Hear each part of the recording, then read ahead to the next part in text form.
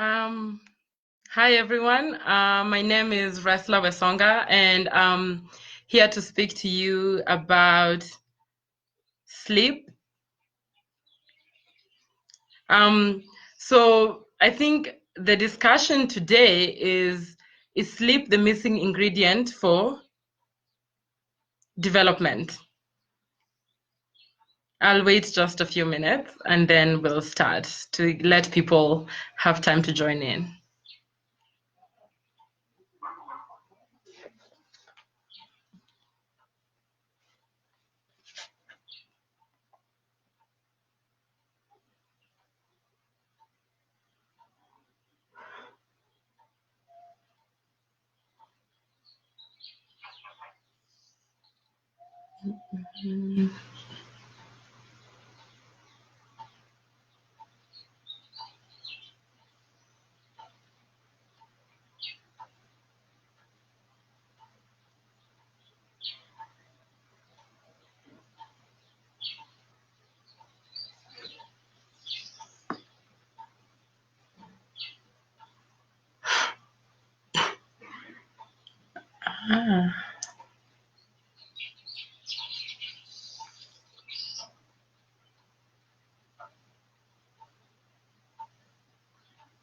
Okay, I'll just start and then you can join us in from whenever you get to, and you can also find this, I think, recorded.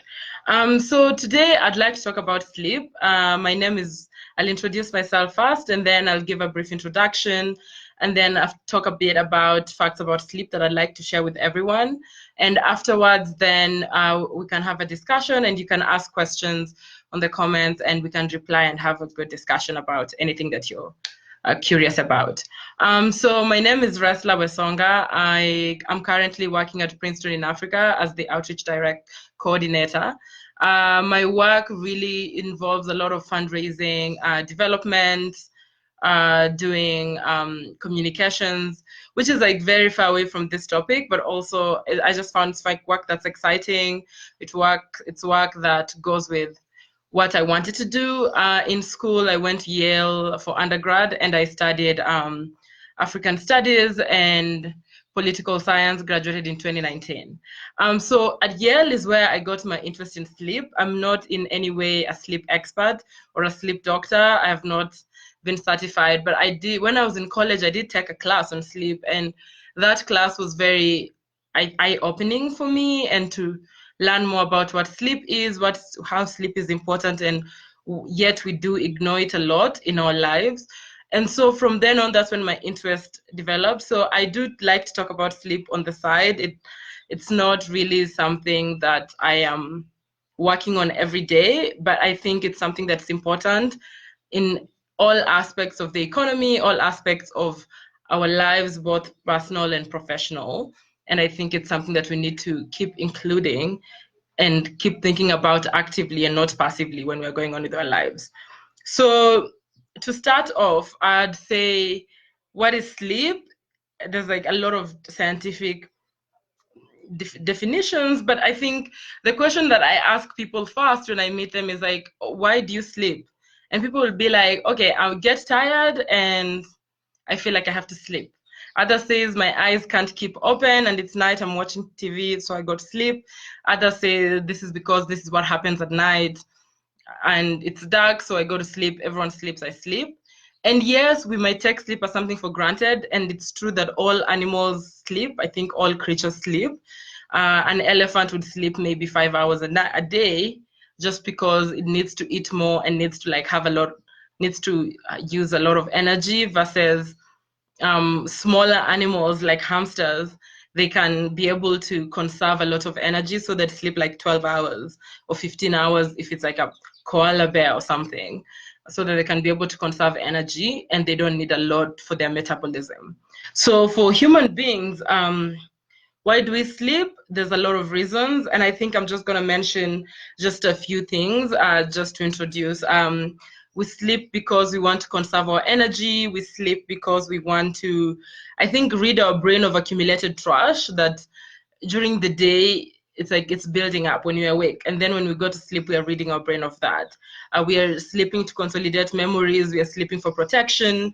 We are sleeping to be able to recharge. We are sleeping to be able to heal any wounds, and just a lot of things that our body requires to sleep. Sleep is not something that you can avoid. If you've pulled an all-nighter before, you know that after a few minutes of staying awake, not minutes, I guess days, if you stay up for hours, there's a point you just have to sleep. Like, sleep will overcome you, and it cannot appear anywhere whenever you're tired. We just tend to have good sleep habits, so we go home and we sleep. So why do you feel like your body has to sleep? It's something that's scientific and something that our body is coordinated.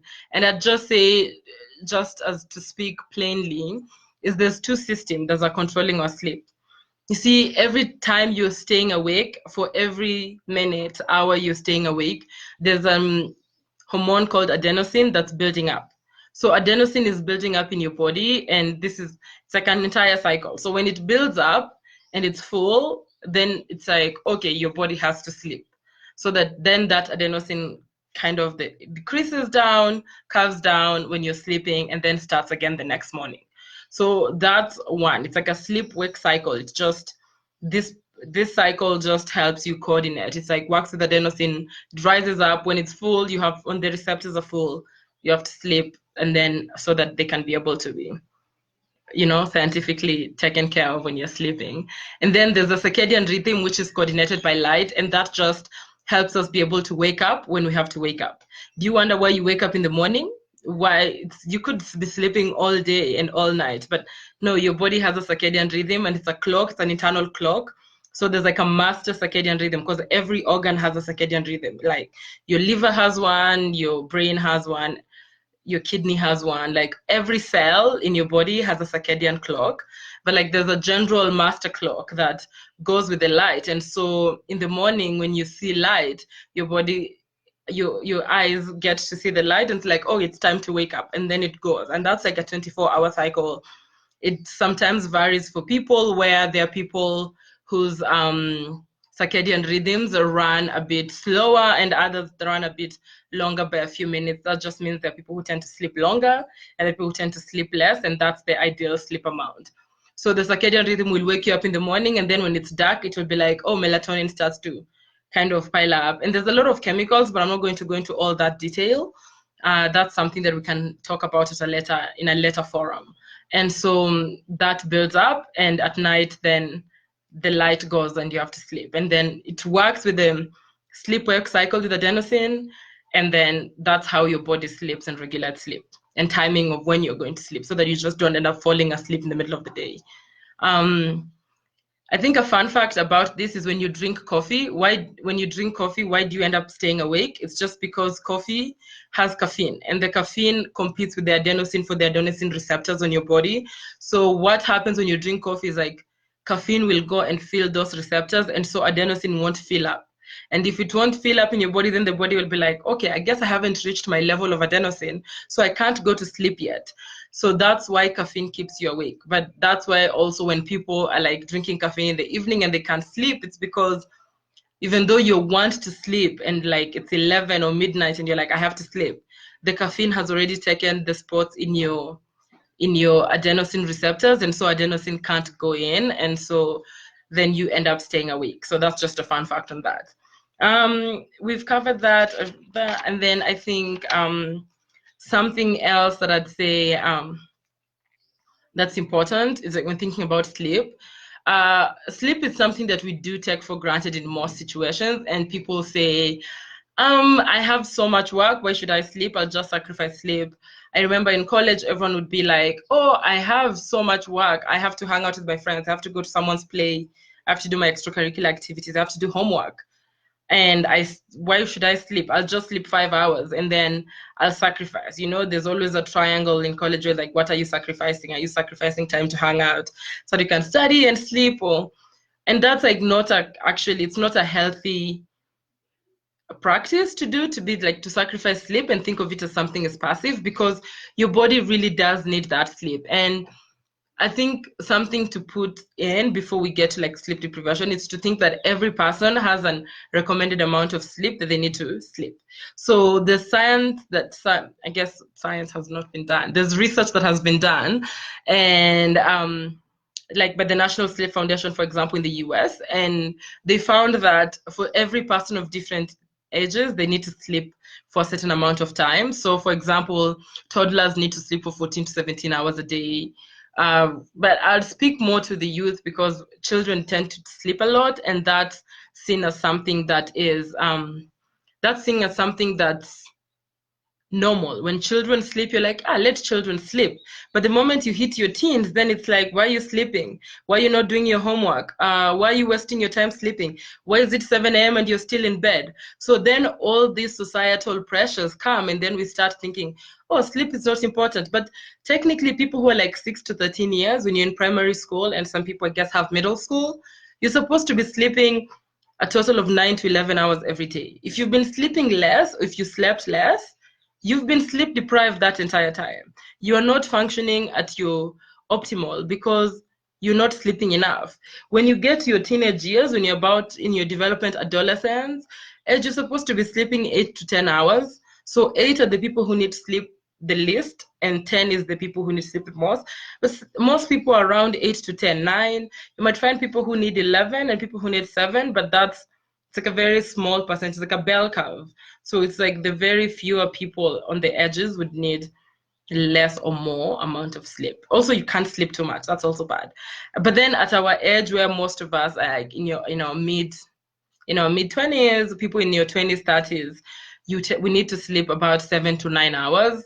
And the way I say 7 to 9 hours, why it's a scale, is why I talked about before when I said there are people's circadian rhythms that tend to run longer and others that tend to run shorter. It's by a few minutes, but also that ends up making some people need to sleep longer and others needing to sleep less. And then when you're much older and you're like 60 or 70, then you can sleep 7, 8 hours, and that will be fine. But now if you're sleeping 7 hours, you're sleep deprived. And sleep deprivation is actually not something that to joke around.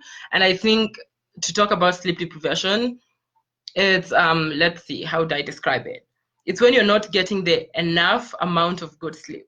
So you know what's good sleep? You need to be sleeping well. You need to sleep enough. You need to like sleep in a comfortable environment. You're not like being forced to wake up. There's not a lot of noise, where you're comfortable and you're warm and you can sleep, because your body temperature does decrease when you're sleeping. So what happens how sleep deprivation comes to be is, let's say I need to sleep 10 hours, and 10 hours is what my body needs. But because I've been told, oh, people just need to sleep 7, 8 hours, I end up sleeping 7 hours. For each day that you're sleeping 7 hours instead of 10, those 3 hours that you're not sleeping, then your body is accumulating a sleep debt. And that's a debt that keeps carrying on and carrying forward. And so let's say in a week, or let's say you are person who sleep 8 hours, but then because you're in school, you are saying, oh, let's sleep 6 hours.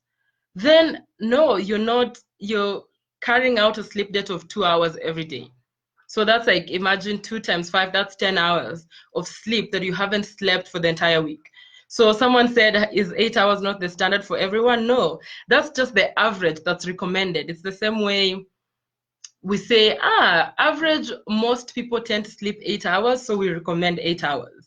But it depends on your circadian rhythm. If you really want to find out, go to a sleep clinic and like get tested, and you like sleep, and they'll watch you and they'll tell you blah, blah, blah, and all those good details. But we say 8 hours, and 8 hours is said as the standard, but that's a standard for adults. So people who are in their 20s, 30s say, oh, you need to sleep 8 hours. But if you're 20, 30 and you sleep 8 hours, you're like around 7 to 9. You're only maybe accumulating a sleep debt of 1 hour, But if you're a child and you're telling your children in high school to sleep 8 hours, you're making them create a sleep debt of like 3 hours every day. So it does vary. When you're like 80, you can sleep 8 hours, you'll be fine. You'll have overslept by maybe 1 hour, maybe. But I think that's just something to keep in touch. So sleep debt, you accumulate it. So like, I think a fun fact for young people is like, I go to work. So for example, you've just been doing things and suddenly it's 11, you're like, oh shit, I need to sleep. So you need to wake up in the morning and like sit in traffic, beat the 2-hour traffic so you can get to work, and you end up sleeping 6 hours every day. That means when you're on Saturday, you're like, oh, I can sleep in. You sleep longer. That's just because you're fulfilling your sleep debt. You'll feel rested, but you're only feeling rested because you've been filling up your sleep debt. You've just been paying your debt. So people who tend to end up sleeping a lot on Sunday, and then you just pay it back. And then if you say, oh, on Monday, I'm going to sleep less because I slept a lot yesterday. No, you've just been filling up. You see, that's different from people who tend to sleep. You're sleeping your full load every day, and you're just fine. That's that. Okay, I'll get to a bit in a while. I'm hoping you can understand that. I think it's just kind of fun to know. I was so shocked the first time because I kept being like, whoa, I slept 12 hours yesterday, so I guess today I can sleep 6 hours. The reason why your body ended up sleeping 12 hours was because that it just had to pay. And what sleep deprivation? I think the biggest takeaway you can just take away today, people, especially for people who are like in college and working, 6 hours of sleep a night is sleep deprivation. No matter where you are, on top of what you're doing, it's sleep deprivation. If you're sleeping 6 hours, start sleeping a bit more every day, because you're doing chronic sleep deprivation. And how this has been found out is there's research that has been done, and there's this something called a PVT test. If someone just goes and searches a Psychomotor Vigilance test, there's one from Florida Sleep Center something. You can just do that, and you can also try do it in the morning and do it in the evening, and then see how your productivity changes. So research has been done for people who pulled an all-nighter, people who slept 8 hours, people who slept 6 hours, people who slept 4 hours. And this was done like in a lab, so it was scientifically done and measured. And when those people woke up and then they did a PVT test, which is this Psychomotor Vigilance test, it's like something is blipping on the screen, and then you have to click and see how fast you are, and they measure it in milliseconds, and then they'll tell you how well you're performing or not. When people who slept 4 hours, their performance was horrible. Like when the graph of someone who slept 8 hours goes up, the person who slept 4 hours goes like this. But what's surprising is people who went 6 hours, and also for them, they performed like, if the person for 8 hours is here, the person for 6 hours is way low. That means the amount of positions they got correct was very wrong. And what this actually adds, it creates errors of omission and commission. So people tended, when they were asked questions, they not only got it wrong, but they also said the wrong answers, because their body was like, oh, there's this thing called a microsleep where you don't even notice, you just sleep for like a second or microsecond, and you're like, oh, I'm awake, but it's like a microsleep that happens and you don't even know you're doing those tiny microsleeps because you're sleep deprived. And for all those people who even slept 4 hours, even the person who pulled all nighter, they're like, how sleepy are you? They're like, I feel fine. Everyone was asked about their sleepiness, and they all thought they felt fine. But in reality, all those people were sleep deprived, and you could see their cognitive performance had decreased a lot by how they did on the Psychomotor Vigilance test. So you can do it online. Just try it in the morning when you wake up, and then try it in the evening when you're tired, and you'll prove that sleep is important in that need. And I think the importance of sleep, I'd say, is if you get sleep deprived and you keep doing this. So what we'd say is chronic sleep deprivation is when you're sleeping like less by 2 or 3 hours. Like you're sleeping 4 hours every day, you're sleeping 6 hours every day. So that's chronic sleep deprivation. There's acute sleep deprivation, but the most they've measured, I think, is 2.5 days, 3 days, because 2 days, I think, as a human being, you can't stay longer than 3 days just pulling an all-nighter and not sleeping. You can't do that. Your body has to sleep at some point. So what does sleep deprivation affect? Not only affects your cognitive performance and the way you're doing, but also affects creative. Like I listed a few things that I just want to mention so I don't forget. So forgive me if I'm reading. One, it increases your insulin sensitivity, and so that means you're not able to break down your sugars well, and this leads to an increased, you have like a high increased chance of getting a diabetes and obesity just because of that. And then you also get increased risk for cardiovascular diseases. You are also, your memory consolidation goes bad, and then you end up creating false memories. So for people who are not, who've not slept well, like when they were tested, they had false memories. It's like an entire complex that I can explain to you at a later time if you're interested. But it's an entire procedure where their minds ended up creating false memories for them. There's people who, of course, they slept when they're driving, caused accidents. That's sad. You also create, you have poorer responses to vaccinations, and your immune system does not respond well to medicine. Your pain perception is higher. People who are sleep deprived felt pain more than people who hadn't slept enough. You have high increased possibility to get cancers. I think what has been tested is sleep, is colon cancer and breast cancers.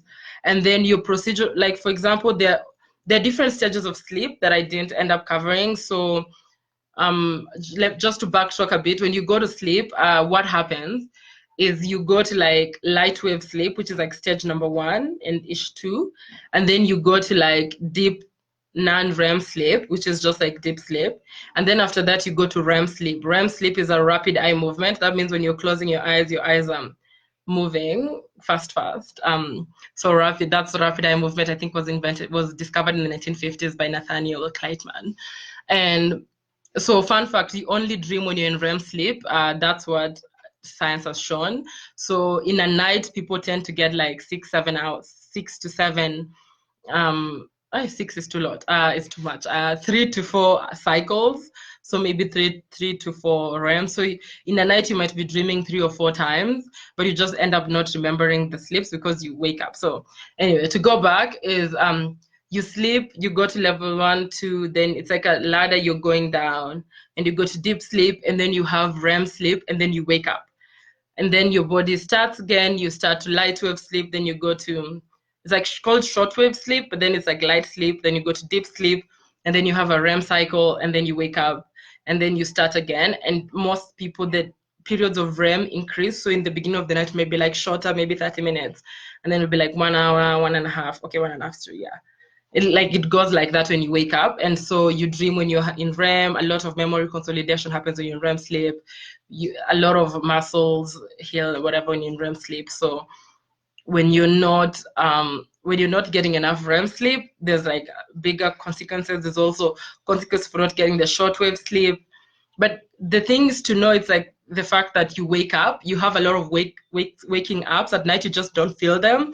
And then there are people who feel them and they have like this sleep after wake onset, where it's like when you wake up, they're not able to go back to sleep. And that's like a sleep disorder that we can talk about if you all are interested. But most people tend to wake up like 3-4 times a night. And also because you're having like 4 cycles of REM, you might be dreaming 4 times a night, you just don't end up remembering them. And so if you're not getting enough shortwave sleep, that means your procedural skill learning actually decreases by a lot. And that's just the research that has been done. And your mood and emotional processing also happens. So for people who haven't slept enough tend to be moody. That's just because of hormones. Your appetite goes because our leptin and ghrelin, which are like the hormones that coordinate and control hunger and appetite, tend to be. So for example, also your body has a circadian rhythm. Like a lot of things, sleep is a mysterious thing, and it's so hard to like measure everything. So science is still like far behind to understand everything about sleep. But for example, if you're eating like in the middle of the night, that sugar is not getting processed well because your body organ circadian rhythm actually closed. Like it's not closed, but it's like kind of closed for business, but it's like we're sleeping too. And so it's not at its optimum as your metabolism would be during the day. And then your leptin and ghrelin are like in a different way. So when you're eating, you may end up getting obesity or getting diabetes and all that. Yeah, so those just a few. We can, I think, talk about more. There's a lot. You just have poor general health, honestly, if you're not sleeping well, and you're more to do that. I think I've given the basics of what needs to be done. So keep asking questions on the comments. I'm gonna come to deal with them. There's just a few things I'd like to talk about. For people who are flying, jet lag. Oh yeah, before we get to jet lag, there's something called social jet lag that I think is very pertinent for us to know. And that is for people who are, that's like how social jet lag happens is on Monday to Friday, you sleep your 8 hours, right? And you go to bed at 10 because you need to wake up early in the morning to go to work. And then on Saturday or Friday, on Friday and Saturday, you go out and you party till 3 a.m. And then when you're coming to sleep, you're sleeping at 3 a.m. instead of when you sleep at 10 a.m. You see, you've moved your sleep cycle to until 3 a.m. So then your body's like, wait, why am I sleeping at 3 a.m.? And that's social jet lag. And social jet lag actually affects your sleeping habits, your sleeping cycle, then affects the way you're sleeping the next day, and also pushes you. So then on Monday morning, you're like, oh my God, it's so hard to wake up. But for 3 days, you've been sleeping at 3 a.m. and waking up at 10 a.m. Why on Monday do you want your body to be like, okay, we are back to waking up at 5? You know, it's like something that you're training. So then that actually affects what's happening. So I just wanted to say that. What else about sleep before we get to the development part?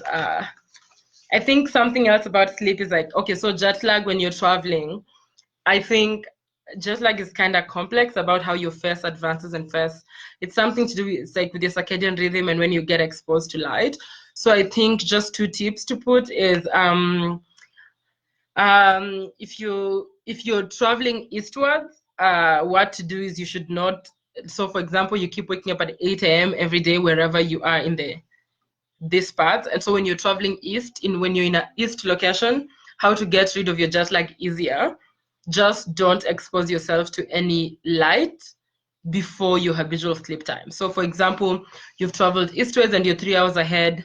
Ensure that until that 3 hours ahead, if you want to cure a jet lag quick, then don't get yourself exposed to light. Like have blackout curtains, stay in, force yourself to try sleep until then. If you're traveling westwards, that's complicated.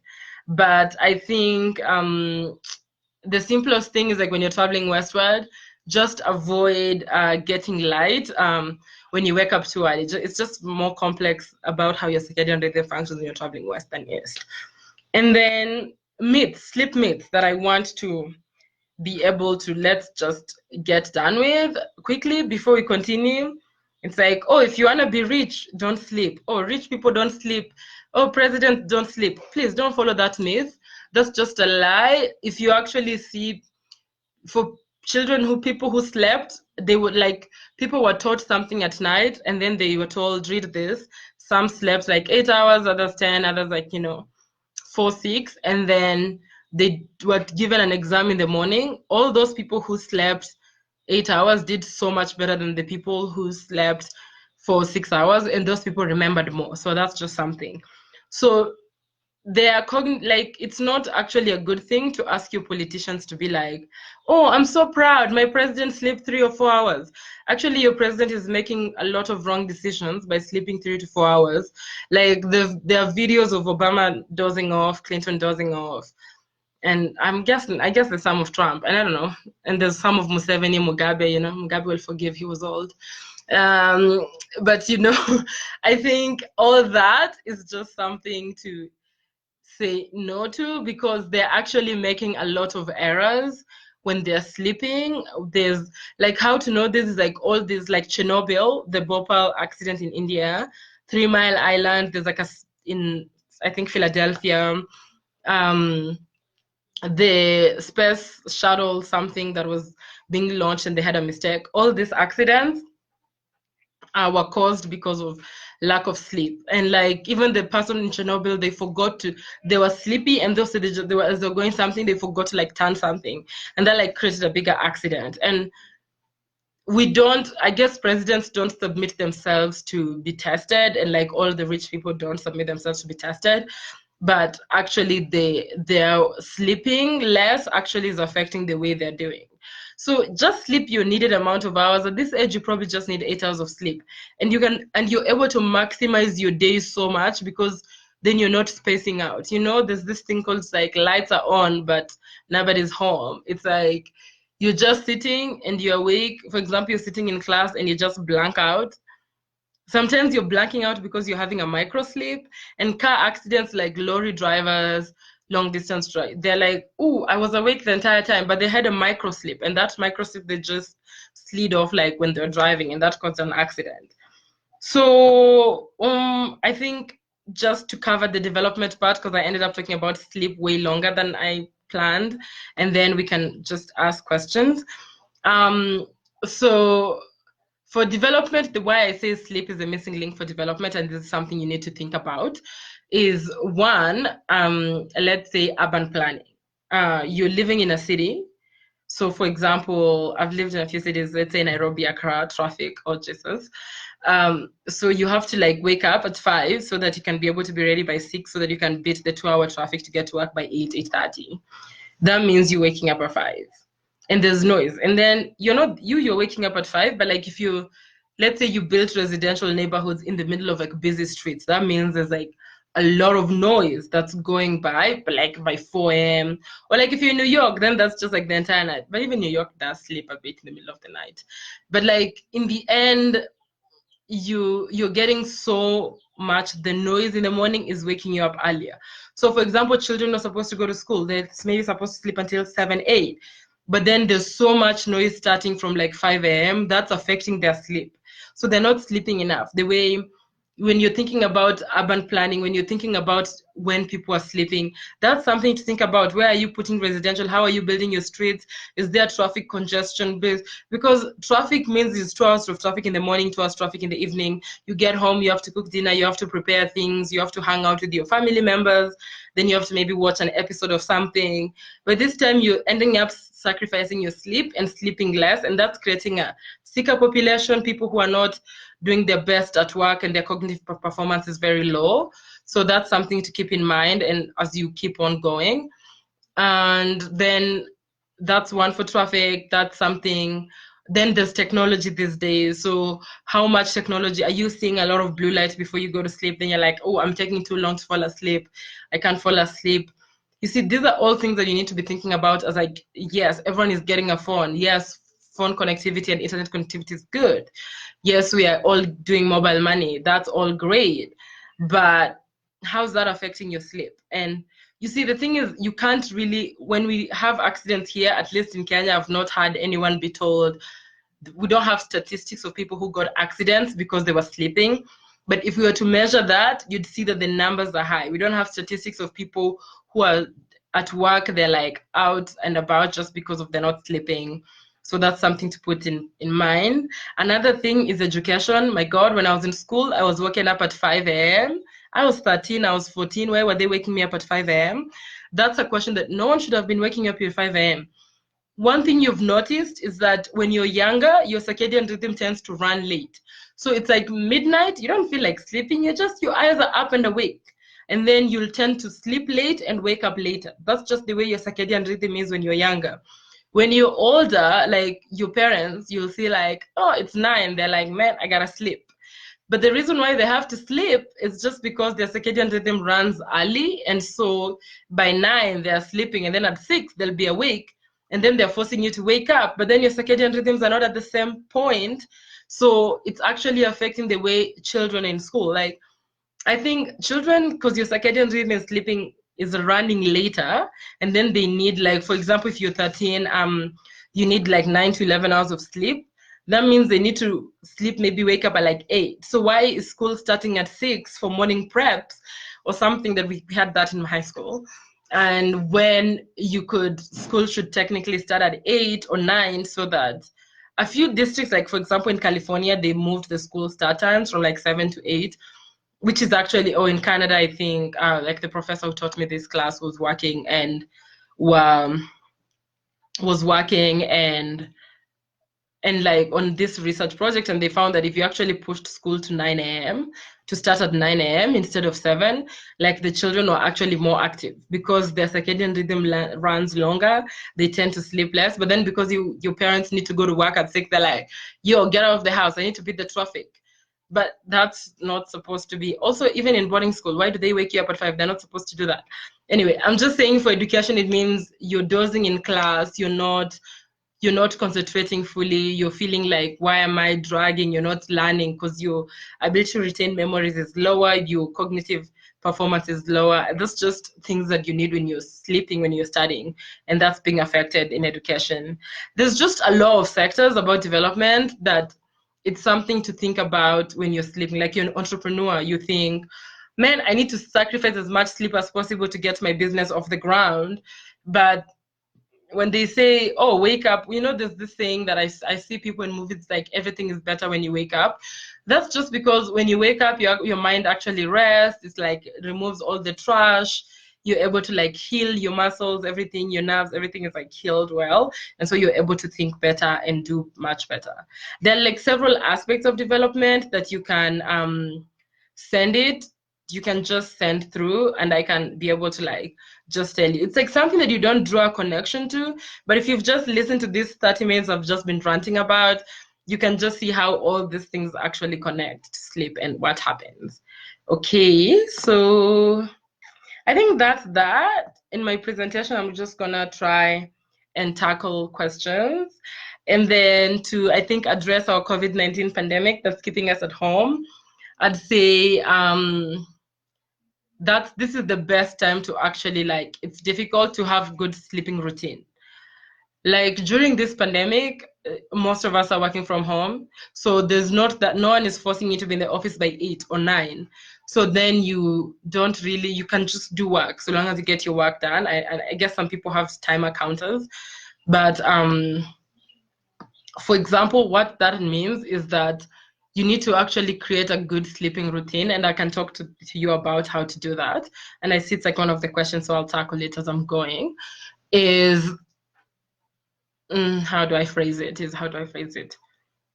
You just need to create a routine. If you think you're not sleeping well, you're struggling to sleep, that's because you're sleeping one day at 2 a.m., the next day you're sleeping during the day, the next day you're taking a nap during the day, the next time you're sleeping at 9, the other day you're sleeping the entire day. Sometimes you're not. I think the best, easiest advice I'd say is create a sleep routine. And what a sleep routine means is, like, you can set that you'll be going to bed every day at 11, no matter what, and just go to bed at 11. You don't need, I think going to work in the morning or going to classes in the morning if you're in school, that's something that's always, like, pushing you forward to, like, make you want to sleep, to, like, wake up and sleep early so you can wake up early. But you can just keep up with the schedule that you want so that you can keep. And then creating a good sleep routine also involves the habits, like, if you have a habit that every day before you sleep you stretch, then I think you read something. You're not actually supposed to be reading things on your phone. That actually, the blue light has been shown to affect the way we tend to sleep, because it's like our circadian rhythm is affected. But for example, you're reading a book. Let's say you're an old school person who's good, and you're reading a book, and then you brush your teeth. If you actually keep that habit, your body will be like, man, she's brushing her teeth, it's time to sleep. It's they're brushing their teeth, it's time for them to sleep.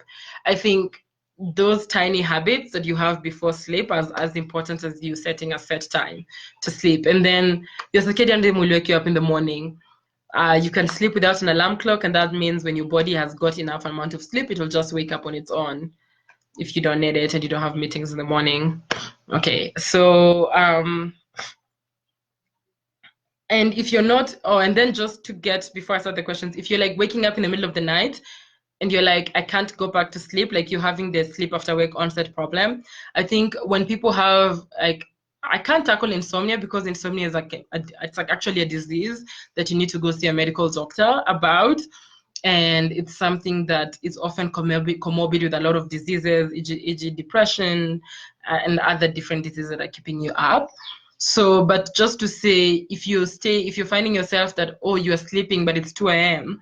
and you can't go back to sleep, don't just roll around in bed and force yourself to sleep. What you need to do is just wake up, maybe do something, and then after like 20 minutes, your body will start feeling back to sleep. Like write something. If you're a journaling person, read a book if you're like reading, maybe do some yoga if you do that, and then go back. Okay, so let me cover the questions so that we go. I answered the 8 hours is not standard for everyone, so everyone has a need between, it's like depends on your circadian rhythm, and there are people who need 10 hours. Personally, I sleep like 9 or 10 hours so that I can feel rested, and there are people who just need 8 and they're fine.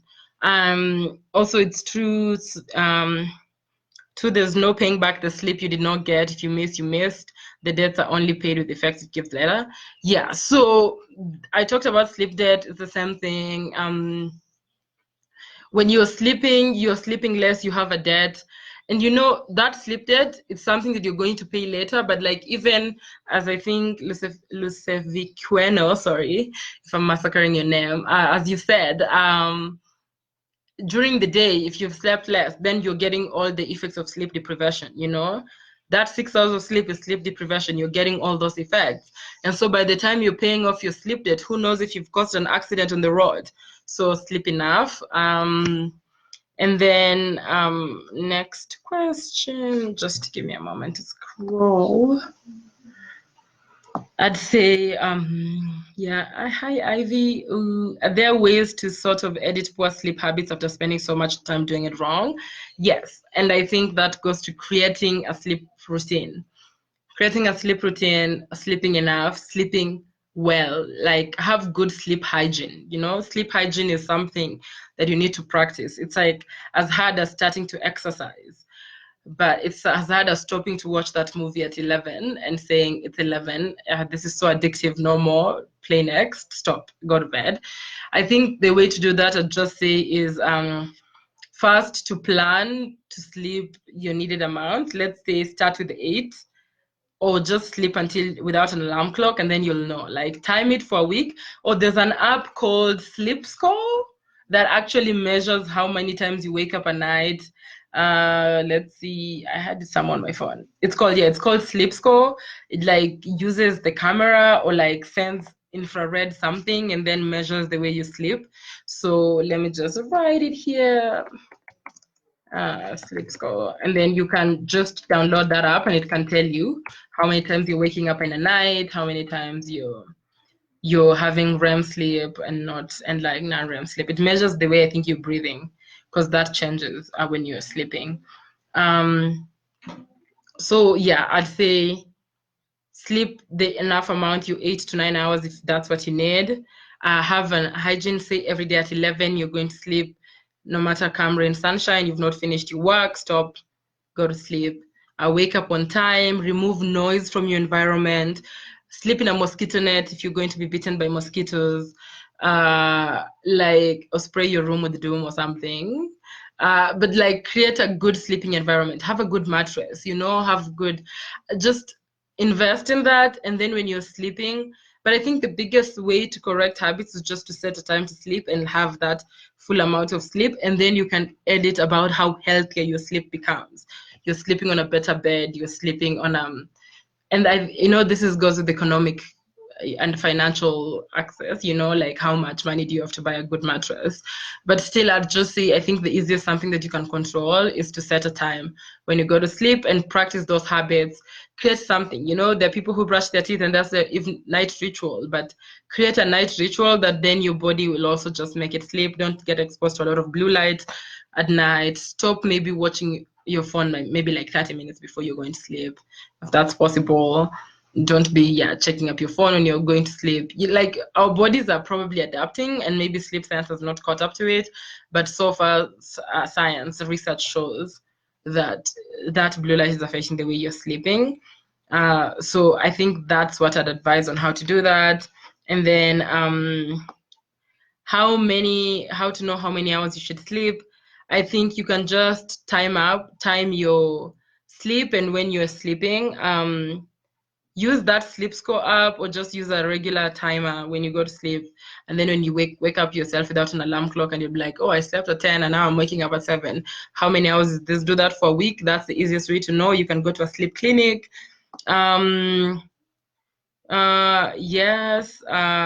effects of light, of technology on our sleep, blue light concept and such, there's not that much research that has been done, but there's a few papers that have been done. And to be honest, since I left school, I've been like a bit behind on reading papers and all that. But that blue light, what is the way they say blue light and all those things affect is just because you see your circadian rhythm is controlled by light. So when light hits your eyes, even they're closed, you know, there's like lights coming through, then your circadian rhythm is, the light entrapment goes to, I think, your suprachiasmatic nucleus in your hypothalamus, and then that releases some hormone that does something, that opens something. It's like a scientific process in there. But what that means, if you're exposing yourself to light longer, it means that then your body is like, when your circadian rhythm thinks it's like time to sleep, because it does control timing, then it's being exposed to a lot of light, and then that light is confusing it. So that's why they say don't look at technology, because our brightness is affecting. But you know what, the counter why you end up sleeping either way is because you've been watching TV since morning until like it's midnight. Your adenosine has piled up, and your adenosine is like, okay, we are full, you gotta sleep. So that tends to force people to go to sleep. Just like you're like, it's been 16 hours no sleep, my adenosine full. So then that forces you to sleep, and you think the blue light is actually not affecting you, but it is affecting you and the way you're going to sleep. And sometimes you don't feel it when you're watching TV at night, just because our circadian rhythm tends to run late. So you'll be watching TV at night, and that blue light will be affecting you, like on your laptop, it will be affecting you, but just because your circadian rhythm is running late, and so when you're going to sleep, you're not seeing the effects there and then, but it's something that's building up over time. But yeah, you can read more about that. Sleep health contribute to immune health. Yes, your ability to fight a lot of diseases is affected by when you sleep. People who got vaccinations and didn't sleep enough, the vaccination ended up not actually working well on their bodies than people who slept enough after getting a vaccination in one study. A lot of diseases, as I mentioned, cardiovascular diseases, diabetes, hunger, appetite, obesity, all these things are tied to the way you sleep, because leptin and ghrelin are also related to, which is the hormone for appetite and hunger. So for example, people who do shift work and they end up doing that night shift, what happens is they're eating, because you're tired, you're drinking caffeine and you're eating at like midnight, and it's like, it's the economy, you know, you gotta do that work so that you can feed yourself and feed your family. But that just means that when you're eating later at night, your body's, I told you every cell has a circadian clock. So that means maybe some organs are not as like, it's not as active as your metabolism could be during the day. That means the sugars are not, and insulin sensitivity to like process the sugars is not well. So people that tend to develop obesity, tend to develop diabetes, just because of when they're eating at night and not during the day. They're taking these tiny microsleeps. Yeah. And then I think how many of us are walking around in microsleep mode and didn't even know it? That's fact. Like, I used to have microsleeps, but you don't notice. You know, when the way you notice it, like, you'll be in class and you'll just be sitting and your eyes will be awake, but then you'll turn around and be like, whoa, what passed? How much time passed? Did it pass? Was it like too long or no? Has it been a minute? And you're like confused in that second. You've just come from a microsleep and you're having, and those microsleep, it's like, it's just your body's like, I'm too tired, I'm gonna take these tiny microsleeps so that I can be able to feel the depth before you end up falling and they're falling asleep. Caffeine does affect your thing. I also don't when people say drink wine to sleep, that's also kind of a misconception, because alcohol goes, it's like a curve. It's the same way you get drunk and then you have like a happy mode and then a not happy mode. That's the same way alcohol affects your sleep. It's like, people, actually it does affect the way you're sleeping. Good mattress. Oh, sleep music playlist. Huh. Yeah, I saw those on Spotify, and I think it's just, I guess you can play them.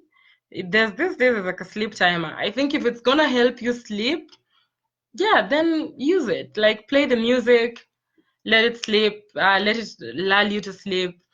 I think for me, there are people who find it as noise, and so that can sleep. There's like a white noise machine. There are people who need a white noise machine, so they get like rain, or they get waves, or I think wind, and there's those playlists. So there are people who need that to sleep. If that improves your sleep, it's all like sleep is something that varies from one person to another. So if that's improving your sleep, go ahead, please use the playlist. I don't know, I personally don't use it. Like, I close my eyes, I've closed my eyes. But if you do need it, yeah, play it before you go to sleep. And then if that's helping you fall asleep much faster, that's something to put in mind. Yeah, any other questions I have? Yeah, we could talk about sleep all the time. And I didn't cover sleep disorders like narcolepsy, insomnia. Honestly, if you have insomnia for so long and you're taking, you see, and then people who take melatonin, what I'd just say as like a quick fun fact is you're not supposed to take melatonin when you're going to sleep. You're supposed to take melatonin like an hour or two before you go to sleep, so that it breaks down and then causes you to sleep. So if you want to sleep at 9, don't take melatonin at 9. Take your melatonin at 8. And I think these days maybe they've created some that act instantly, but the natural melatonin, it's like melatonin is something that your body produces. So if you need more of it to be able to sleep, then that's something that you just need to take. Like, I don't know if they keep making the ones that act. I had a friend who was like, yeah, mine acts immediately, but maybe it's also your adenosine that's piling up and you don't know if it's the melatonin that's working up. But I think you need supposed to take it like a 7, and then as it's breaking down because of the darkness, because also your body is building up its own melatonin because it's dark, then that's when you can end up falling asleep well. And then, yeah, that playlist is up to everyone. Oh yeah, melatonin is, yeah, up here it's like, it's like is it a hormone? I think it's a hormone. Yeah, sorry, scientists can correct me. So it's like when your circadian rhythm is running during the day, it's like up and it's keeping you awake. There's like hormones that keep you awake. But in the evening, when it's dark, then darkness causes the suprachiasmatic nucleus in your hypothalamus releases something that goes to some gland, I don't know, some pituitary gland. Let me not mention the parts of the brain because my biology is forgotten, but which releases, there's a gland that does release melatonin, and melatonin is something that it's like a hormone for sleep. And what melatonin is like, it increases, which causes you to also sleep faster. And then when the melatonin is it's building up because of the darkness, and then when it's burnt up in the morning, that's when you're waking up. So it's like your melatonin is waking up, going. When it's like burnt up in the morning, that's when you're waking up. It's like one of the hormones that helps coordinate your circadian rhythm. About that, yeah, we have like a few more minutes. If anyone has any questions or wants to chat about anything, we can handle that, or we can speak about different things.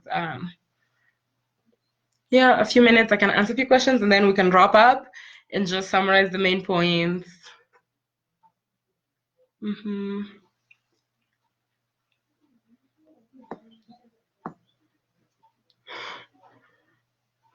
Yeah, after this webinar, do remember to start, at least try for a week, and then you'll see the effects. You'll see how much you're performing much better.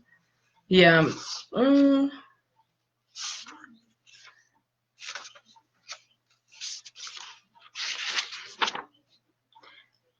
Yeah, okay. Great. So I would just to, I think, summarize things to know. When I say is sleep the missing ingredient for development, I just meant us to think more about how important sleep is for our development, both personally, professionally, and also like as countries, as a continent, as people. And the way we think about this, it's something that's going to be important. Whatever sector you're working in, sleep health is something that actually needs to be part of like your national health budget. maybe governments are saying we have malaria, we had people said, oh, we had Ebola, then others now we have COVID-19, I guess. So everyone's like, there's coronavirus, where's the money to be putting on sleep health?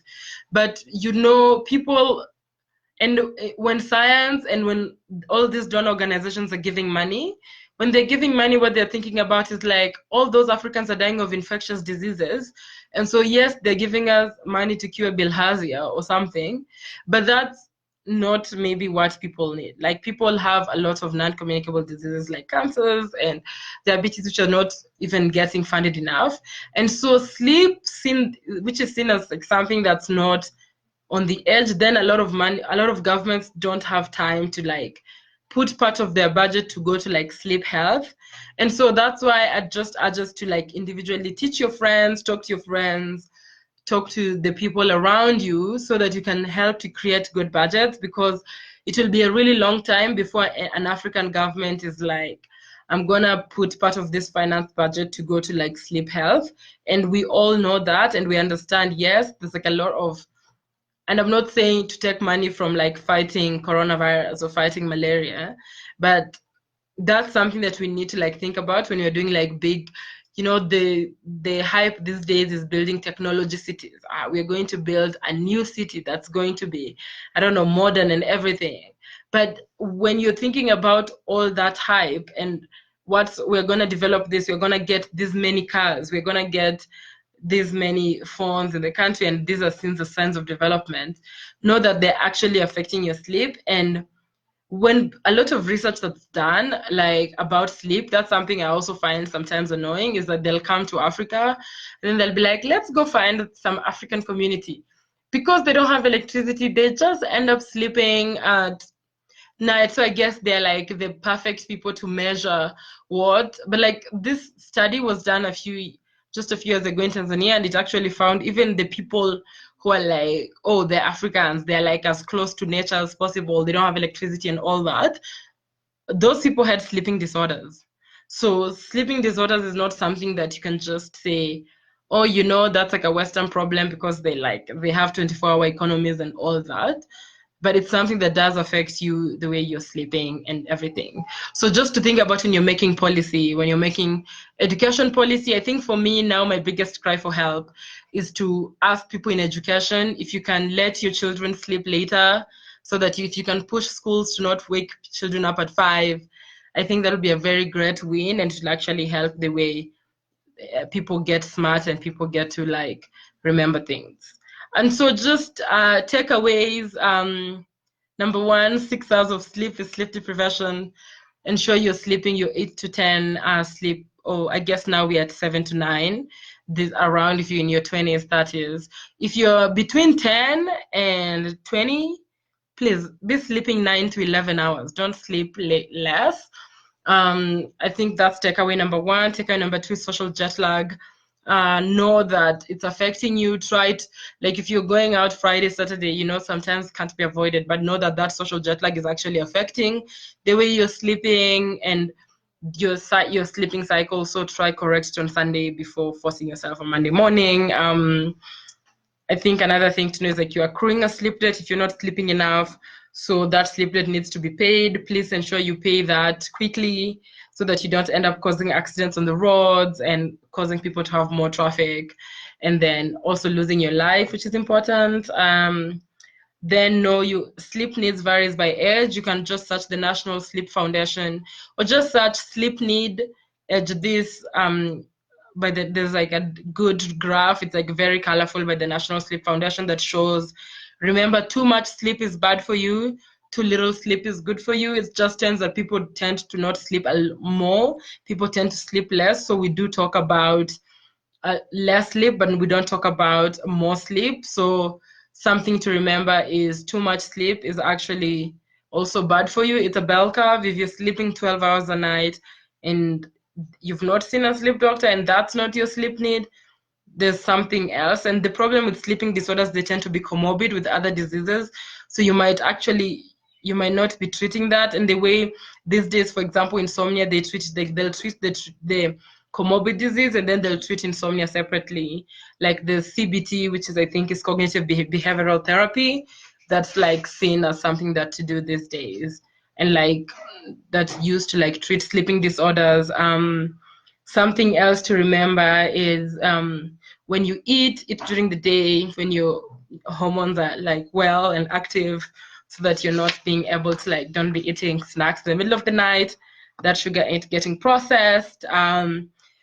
If you have an exam, study well, go to sleep early. If you have an interview, sleep well the day before. You'll be more composed the next day, you'll have better memories, and things will just all be better all around. And during this pandemic, I'd say try create a sleeping schedule, try creating a sleeping cycle, like a good sleep cycle, so that you know you go to bed at a good time, you sleep well as much as you can do.